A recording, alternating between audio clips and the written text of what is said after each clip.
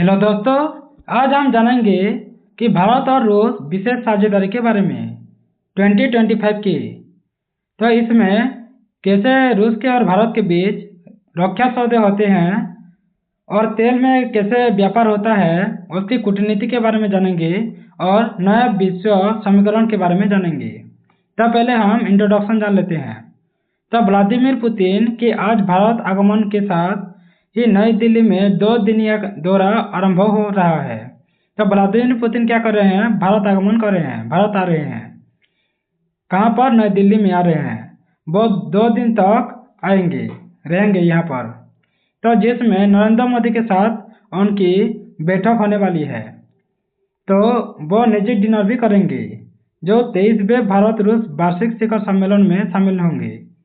तो यह दौरा सिर्फ औपचारिकता नहीं होगा, बल्कि इसी दौरान क्या होगा, व्यापार के, रक्षा, ऊर्जा तथा मौद्रिक लेन देन की अहम मामलों पर बातचीत भी होगा।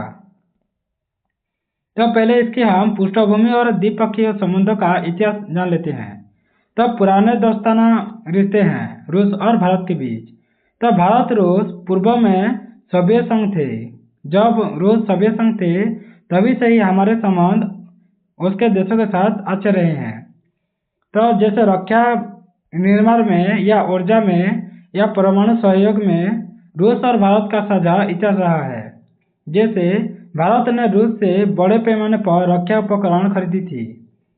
सोवियत भारत समय में बड़े इंटर गवर्नमेंटल समझौते भी हुए हैं। उसके बाद बदलता वैश्विक परिदृश्य के बारे में। तो हाल के वर्षों में विश्व राजनीति तथा आर्थिक परिदृश्य में गहरा बदलाव आया है। यूक्रेन पर रूस का युद्ध जैसे और पश्चिम प्रतिबंध भी हुआ है रूस पर। भारत का बहुसंबंधी रणनीति अपनाना चाहता है रूस। तो ये सभी कारक भारत रूस संबंधों को नया संदर्भ देता है, यानी दोनों को एक साथ मिलाकर रखता है, रूस और भारत को। तो भारत ने रूस के व्यवहार पर प्रत्यक्ष निंदा नहीं की है, बल्कि संवाद व कूटनीति पर जोर भी दिया है भारत ने। उसके बाद इस दौरे का महत्व क्या है? तो रणनीतिक और प्रतीकात्मक महत्व है। जैसे पुतिन की यह पहली भारत यात्रा 4 वर्षों में है। तो भारत रूस वार्षिक शिखर सम्मेलन ये 23वां है। तो इस दौरे के दौरान क्या हुआ, आयोजित किया जा रहा है।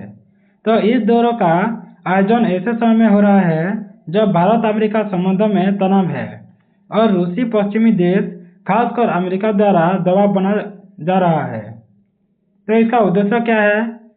महत्व के बारे जाने तो व्यापार को बढ़ाना है। तो दोनों देश अपना व्यापार लक्ष्य अगले वर्षों में बढ़ाना चाहते हैं। रक्षा सहयोग को और भी बढ़ाना चाहते हैं, जैसे नया हथियार, मिसाइल प्रणाली में चर्चा हो जाएगा। उसके बाद ऊर्जा व आर्थिक सहयोग को संजोना भी मिलेगा, यानी आर्थिक और ऊर्जा के बारे में कहें तो और भी हम कैसे रूस के साथ बहुत पैसे निवेश करें उसके बारे में वो बातचीत करने के लिए आए हैं। तब विशेष रूप से उन सेक्टर्स में जहां पश्चिमी प्रतिबंध लगाए गए हैं एवं वैश्विक चक्रवात पर सक्रिय हैं, उस पर ज़्यादा खर्च होंगे। उसके बाद प्रमुख एजेंडा क्या है, इसके विषय क्या है? तो पहले तो व्यापार वित्तीय सहयोग होगा। तो व्यापार का लक्ष्य क्या होगा? तो दोनों देशों ने 2030 तक लगभग $100 बिलियन तक द्विपक्षीय व्यापार बढ़ाने का लक्ष्य रखा है। इसमें व्यापार घाटा भी होता है। जैसे भारत के रूस से आयात काफ़ी है, लेकिन रूस की भारत से आयात कम हो गया है। तो इसे असंतुलित को सुधारने की बात भी हो सकता है।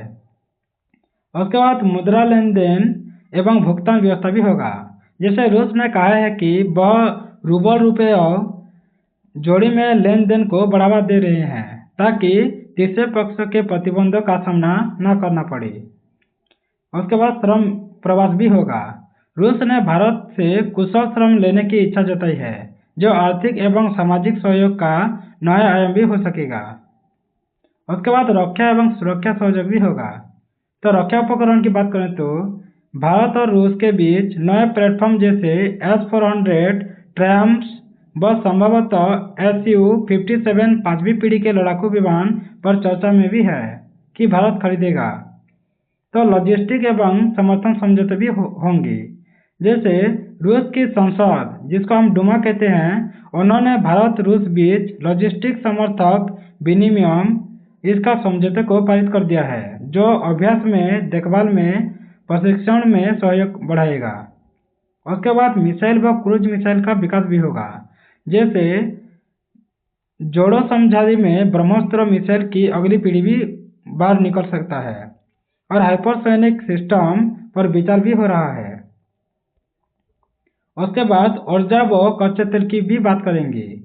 दावा है कि भारत रूस से सस्ते क्रूड ऑयल या कच्चा तेल आयात कर रहा है, जिसे अमेरिका द्वारा लगाए गए कुछ व्यापारिक प्रतिबंधों के संदर्भ में चिंताजनक भी माना जाता है। तो रूस ने भारत को उर्वरक तथा कृषि संबंधी सामग्री भी उपलब्ध करवाई है, जिससे भारत रूस सहयोग को कृषि आधारित आयाम भी मिल सकेगा।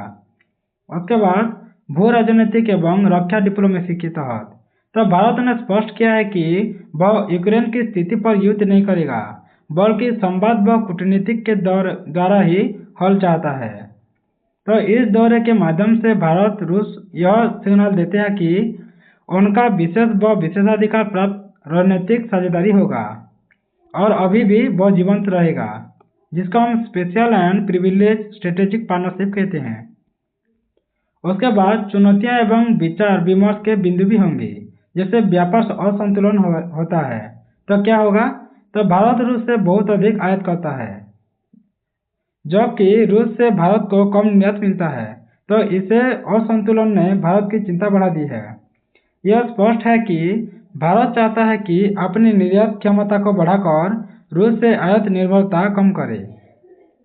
उसके बाद पश्चिमी प्रतिबंध एवं अमेरिका प्रभाव भी है। तो रूस पर पश्चिमी देशों द्वारा निर्यात व वित्त पर प्रतिबंध लगा दिया है। तो इससे क्या होगा, भारत रूस व्यापार को इन प्रतिबंधों के बीच ही संचालित करना चुनौतीपूर्ण होगा। तो अमेरिका ने भारत पर छूट दे हैं और विशेष व्यवहार के लिए भी दबाव भी बनाए हैं, विशेष रूप से रूस से तेल आयात को लेकर।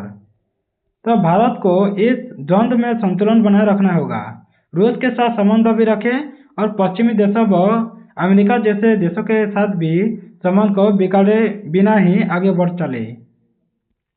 उसके बाद रक्षा व प्रौद्योगिक हस्तांतरण भी होगा। रक्षा सहयोग की अपनी चुनौती भी होते हैं, जैसे समय सीमा और डिलीवरी में देरी होता है। उदाहरण के लिए हम जान लेते हैं S-400 को। ये क्या होता है, निष्पादन में देरी हो रहा है, यानी रूस हमें S-400 देने में देरी कर रही है।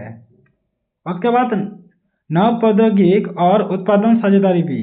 तो रूस भारत मिलकर रक्षा निर्माण बढ़ाना चाहते हैं, लेकिन स्थानीय उत्पादन व साझेदारी में बाधा हो रहा है।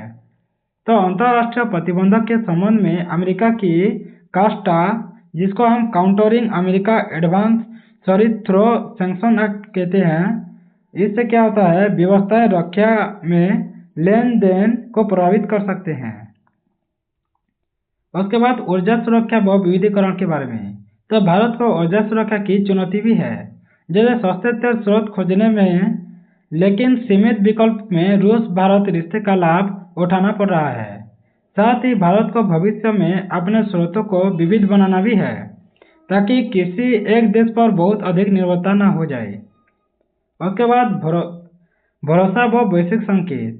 तो भारत रूस रिश्तों को सिर्फ आर्थिक तौर पर नहीं, बल्कि भरोसे एवं रणनीतिक दृष्टि में भी देखा जा रहा है।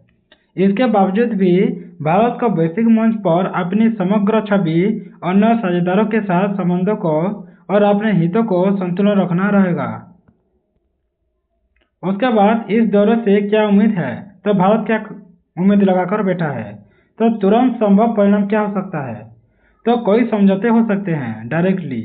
तो इस दौरे के दौरान लगभग 10 इंटर गवर्नमेंटल समझौते और 15 वाणिज्यिक सौदे होने की उम्मीद है।